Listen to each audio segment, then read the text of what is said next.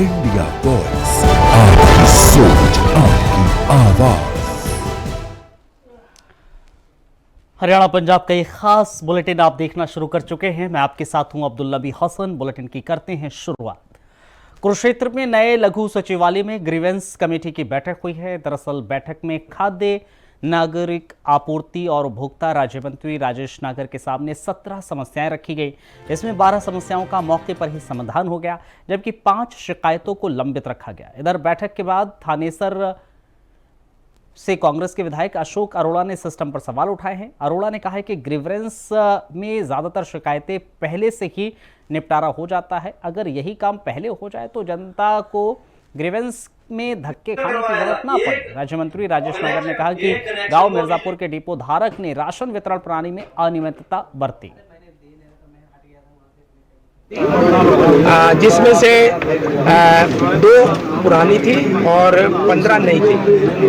उसमें से 12 रिजॉल्व कर दी गई है और 5 पेंडिंग हुई है।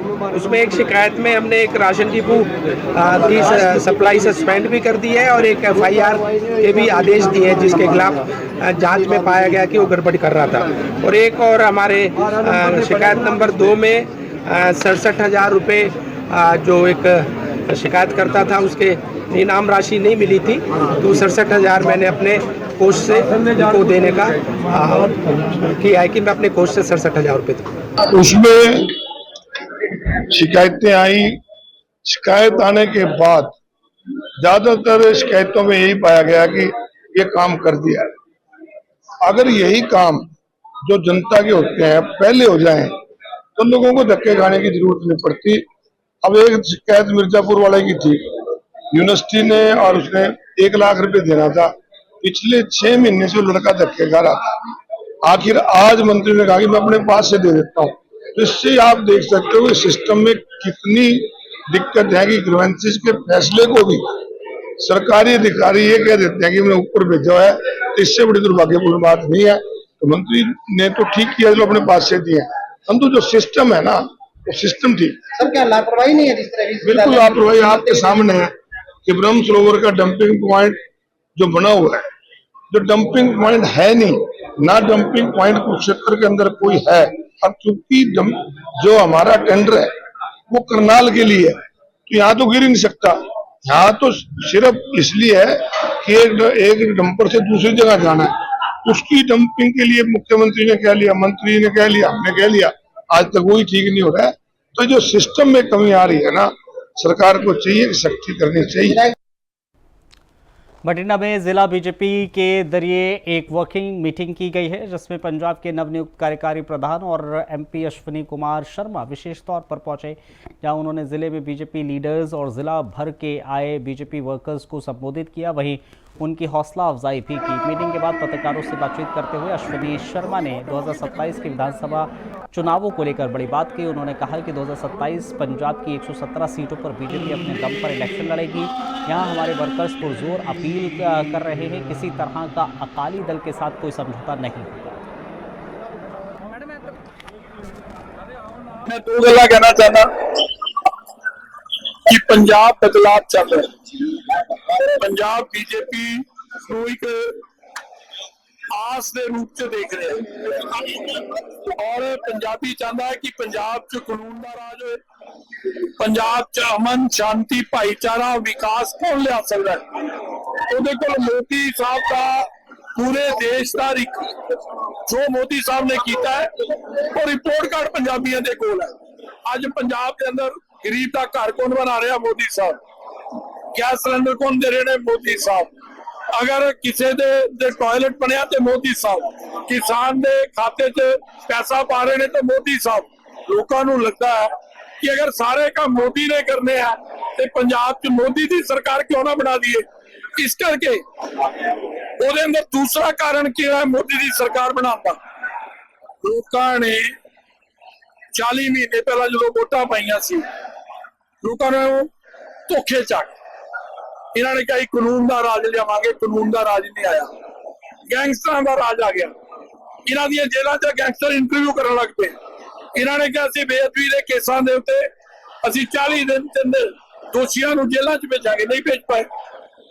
ਔਰ ਹੁਣ ਜਾ ਕੇ ਨੇ ਕਿ ਕਾਨੂੰਨ ਬਣਾ ਲਓ। ਇਹਨਾਂ ਨੇ ਕਿਹਾ ਸੀ ਨਸ਼ਾ ਮੁਕਤ ਕਰਾਂਗੇ। ਅੱਜ ਵੀ ਪੰਜਾਬ 'ਚ ਨਸ਼ੇ ਦੀ ਸਪਲਾਈ ਰੁਕੀ ਨਹੀਂ। ਅੱਜ ਵੀ ਧੜਾਧੜ ਨਸ਼ਾ ਜਿਹੜਾ ਵਿਕ ਰਿਹਾ ਹੈ, ਇਹ ਸਰਕਾਰ ਪੂਰੀ ਤਰ੍ਹਾਂ ਫੇਲ ਹੋ ਚੁੱਕੀ ਹੈ।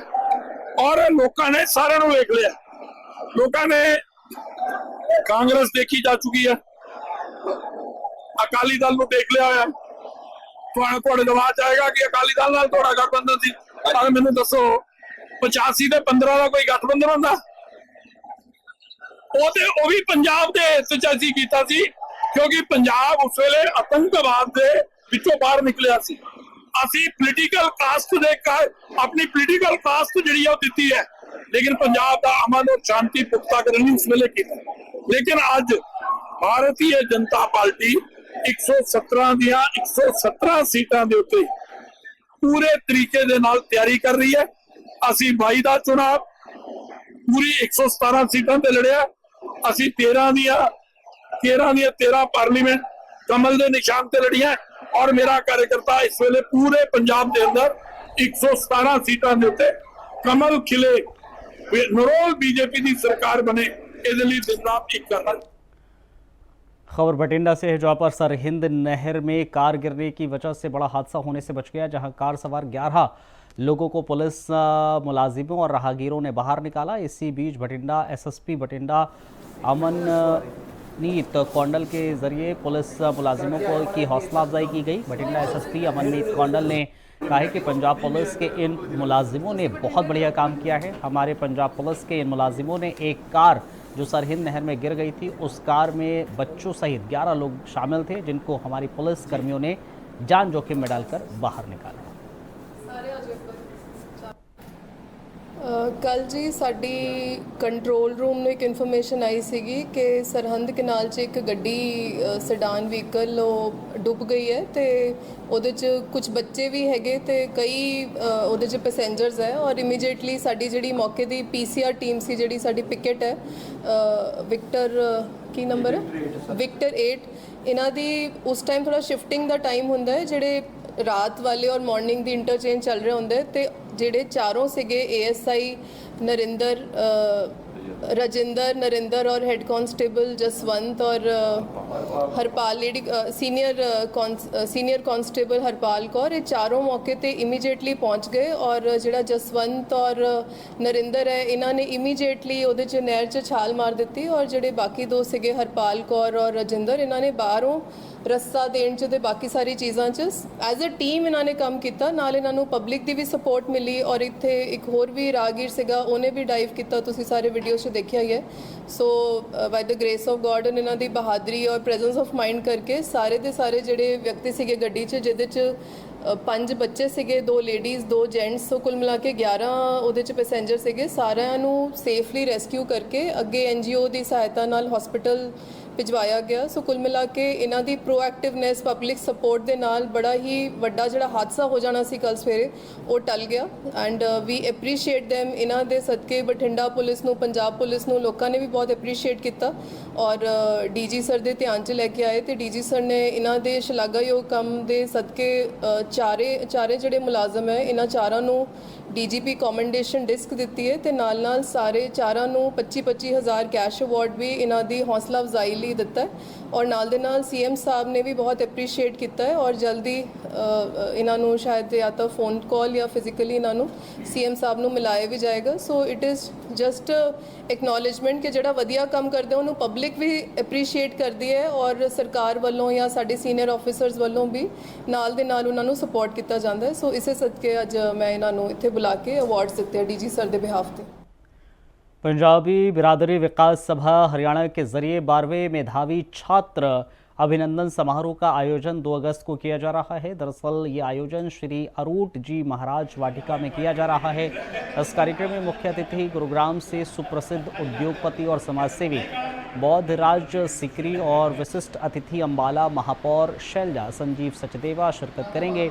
इस कार्यक्रम में अरोड़ा खत्री पंजाबी परिवारों के बच्चों को सम्मानित किया जाएगा। जिन्होंने 10वीं और 12वीं में 75% से ज़्यादा अंक प्राप्त किए हैं, उनको प्रशस्ति पत्र और मेडल देकर सम्मानित किया जाएगा। इसके अलावा 10वीं में हरियाणा बोर्ड, CBSE बोर्ड और ICC बोर्ड में जो बच्चा सबसे ज़्यादा अधिक अंक वाला होगा उसको 2100 रुपये, और इसी प्रकार 12वीं में arts, commerce, science, medical Haryana board और CBSE बोर्ड दोनों के टॉपर्स को 2100 रुपये इनाम दिया जाएगा। पंजाबी बिरादरी विकास सभा हरियाणा रजिस्टर्ड के बैनर पर आज जो प्रेस वार्ता बुलाई गई है उसमें मैं आए हुए सभी पत्रकार बंधुओं का, छायाकार बंधुओं का और मीडिया के साथियों का यहाँ स्वागत अभिनंदन करता हूँ। आज का विषय हमारा बड़ा स्पष्ट है, 12वां मेधावी छात्र अभिनंदन समारोह। पिछले लगातार 11 वर्षों से पंजाबी समाज के बच्चों को शिक्षा के क्षेत्र में आगे बढ़ाने के लिए, प्रोत्साहित करने के लिए पंजाबी बिरादरी विकास सभा द्वारा मेधावी छात्र अभिनंदन समारोह किया जाता है। उसी कड़ी में इस वर्ष भी 2 अगस्त शनिवार शाम 4 बजे श्री अरूट महाराज वाटिका में यह कार्यक्रम होगा। इसमें हमारे मुख्य अतिथि श्री बोधराज सीकरी जी, जो गुरुग्राम से हमारे एक बहुत बड़े उद्योगपति हैं, वो रहेंगे। उनके साथ विशिष्ट अतिथि अंबाला की महापौर श्रीमती शैलजा संदीप सदेवा जी रहेंगी। और हर वर्ष की भांति इस वर्ष भी हम 11 कैटेगरीज में जो बच्चे रजिस्ट्रेशन करा के हमारे समाज के फर्स्ट आएंगे उनको 2100 रुपये का नगद इनाम, जैसे 10वीं हरियाणा बोर्ड सबसे अधिक अंक लाने वाले, 11वीं हरियाणा CBSE बोर्ड 10वीं और ICSE बोर्ड 10वीं, 3 कैटेगरीज ये हैं। इसी प्रकार +2 में आर्ट्स, कॉमर्स, साइंस और मेडिकल हरियाणा बोर्ड और CBSE बोर्ड के जो बच्चे 2100 रुपये के लिए पात्र होंगे, जिनके नंबर इस कैटेगरी में सबसे ज्यादा रहेंगे। 8 कैटेगरीज वो और 3 ये, टोटल 11 कैटेगरीज में बच्चों को 2100 रुपये का नगद इनाम दिया जाएगा। और इसके अलावा जितने भी बच्चे 75% से अधिक अंक वाले रहेंगे उनको प्रशस्ति पत्र और मेडल देकर सम्मानित किया जाएगा। आवेदन की लिस्ट बुधवार तक वो बच्चे अपना नाम रजिस्ट्रेशन करा सकते हैं। अगर उसके बाद भी कोई बच्चे 2, 4, 5, 10 रह गए तो हम उनको भी कंसीडर कर सकते हैं। अभी तक हमारे पास लगभग 200 के करीब बच्चों के आवेदन आ चुके हैं इन 11 कैटेगरीज में, और बुधवार तक मुझे उम्मीद है कि यह आंकड़ा लगभग 500 के पार हो जाएगा। हमने अपने संदेश में भी और इस प्रेस वार्ता के माध्यम से भी जो बैनर पे नंबर लिखे हुए हैं, इसको करने का कारण भी यही था ताकि ज्यादा से ज्यादा बच्चों तक इस बात की पहुंच हो सके कि ऐसा एक कार्यक्रम उनको सम्मानित करने के लिए किया जा रहा है और वो इसमें भाग लें। जो हमारे साथी हैं उनके नंबर बैनर पर दिए हुए हैं, इनमें से किसी भी नंबर पर वो अपनी बात करके, व्हाट्सएप करके अपना नाम, नंबर और अपनी मार्कशीट भेज सकते हैं, और उन सभी जो रजिस्ट्रेशन करवाएंगे उसके बाद उनकी एक लिस्ट बनाकर एक भव्य कार्यक्रम में सबको सम्मानित किया जाएगा।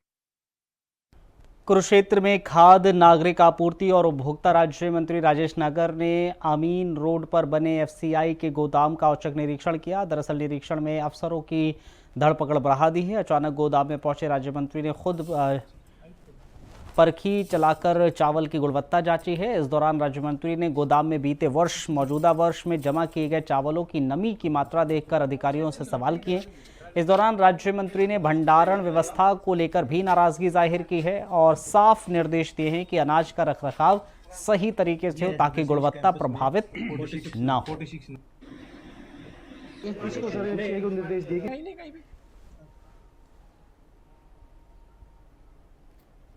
चलिए, बुलेटिन में फिलहाल इतना ही, इजाजत दीजिए, नमस्कार।